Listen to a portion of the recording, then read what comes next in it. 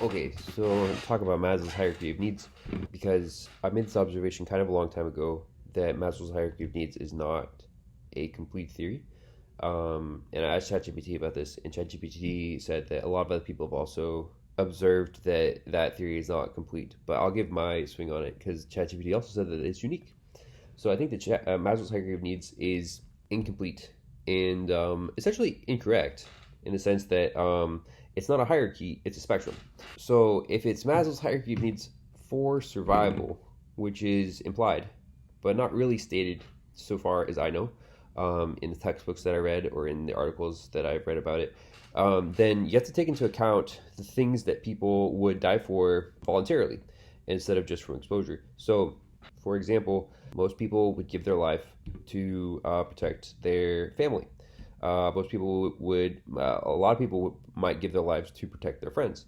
A lot of people might give their life to protect their way of life, their culture, their values.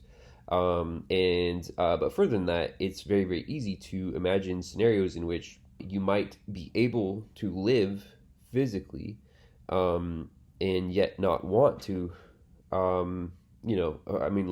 Imagine a scenario in which like you are enslaved, and so you might live in perfect physical health, but why would you want to? Like your prospects for the future, or just imagine like you were going to live, but at the cost of the people that you love, et cetera, et cetera. So, and I mean, people go to war all the time. A lot of people are voluntarily giving their life for something that they believe in.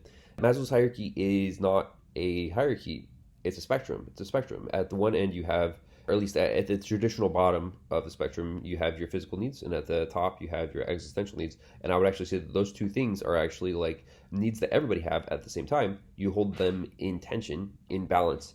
And if you want to think of it like a hierarchy still, then maybe it might be that the side or like the pole of the spectrum that you have less of is actually the bottom of the spectrum. It's like the more important one, the one you're seeking to fulfill. And so, but obviously, it's dynamic. It changes based on your circumstances, and yeah, it might flip back and forth as fast as you can imagine. And so, yeah, that's my observation about Maslow's hierarchy.